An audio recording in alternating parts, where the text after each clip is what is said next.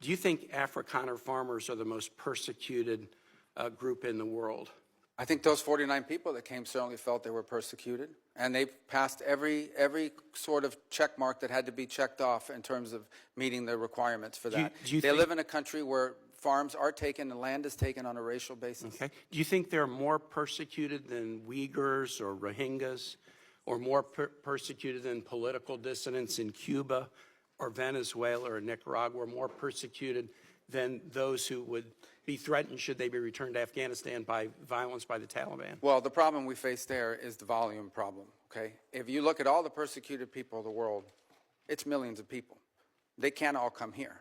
And we had refugee programs. So why prioritize Afrikaner farmers? Well, because it's a small subset, it's a new issue, and the president identified it as a problem and wanted to use it as an example. But that's different from having these refugee programs that were basically spending money to put people up in communities and accommodate them, and it was acting as a magnet. Millions of people in this country illegally, and today the border is sealed. Let me challenge you, and I'm just going to say for the public, if you want to understand about the, quote, persecution of Afrikaner farmers, go look at the composition of the South African government. Since July of 2024, there's a government of national unity, and the opposition party to the ANC, the Afrikaner Party, the Democracy Alliance, is part of the governing coalition. They joined the governing coalition a year ago, and the leader of that party was given the remit of Agriculture Minister, John Steenhuisen. He is the leader of the former Afrikaner Party, still widely representing Afrikaners. He is the Minister of Agriculture in South Africa right now.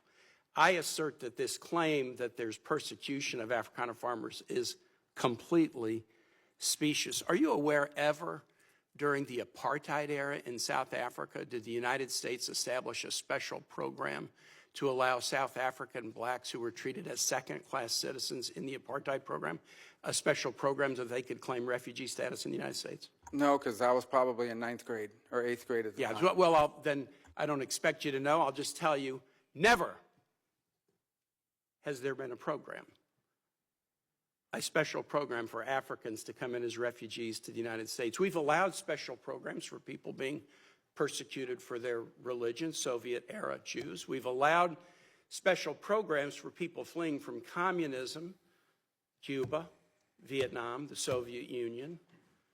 We've never allowed a special program to allow Africans into the United States in an expedited refugee status until now.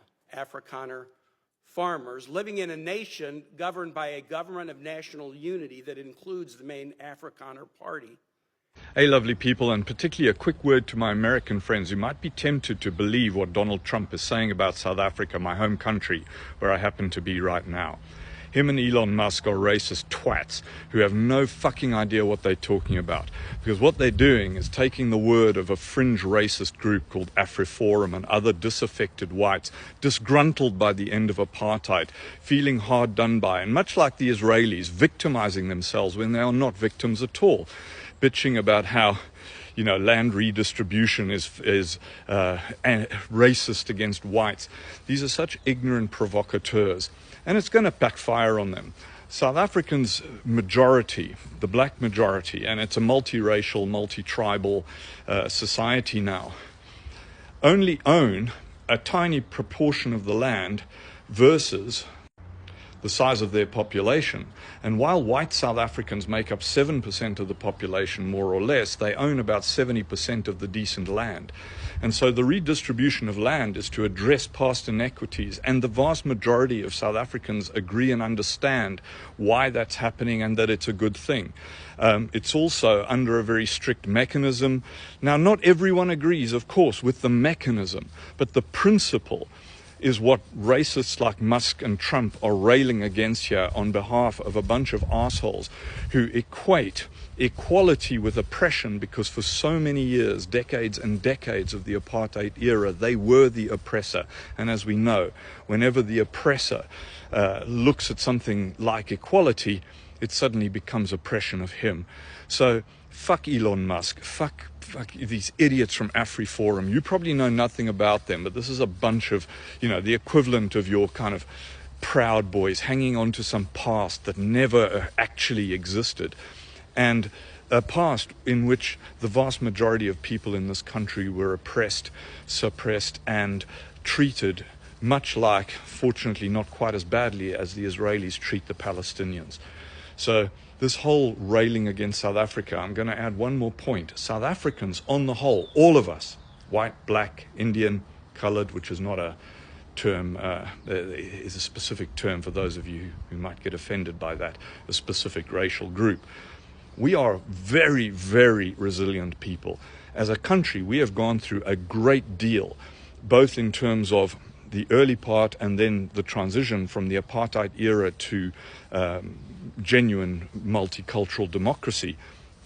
And whatever Trump throws at us, we can handle. We can handle it because we've been through far, far worse in our history.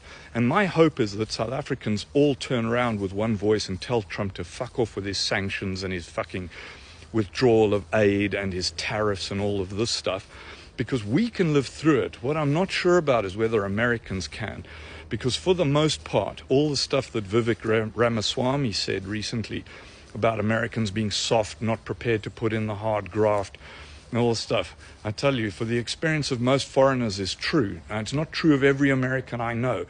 Some of them are the most hard-working, wonderful people in the world. But as a general principle, South Africans are far more resilient and able to withstand this kind of bullshit authoritarian pressure than any American population. So, to my fellow South Africans, let's stick this out. Let's stick up the middle finger to Trump and particularly to Elon Musk, because we know from his background that he left South Africa in the apartheid era and retains the racist bullshit that's motivating these people like Creel. And now that I'm in South Africa, I'm seeing their awesome, ridiculous tweets. Fuck those guys as well. They're the past. Most of us are the future, and it's a beautiful future. The 50 Afrikaners who fled to the US, calling themselves refugees. You are not refugees. You are just a case study of white flight dressed up as martyrdom. You're not escaping violence, you're escaping equality. South Africa didn't chase you away. You ran. Yes, South Africa is one of the most violent countries in the world.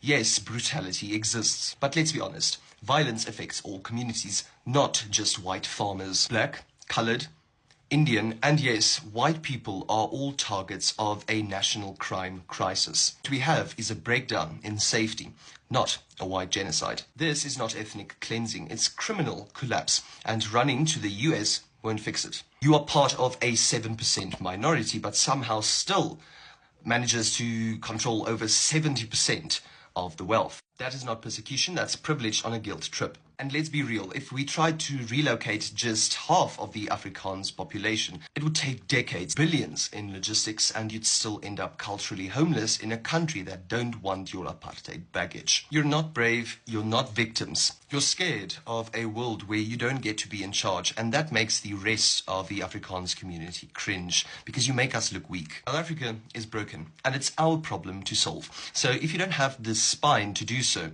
stay gone.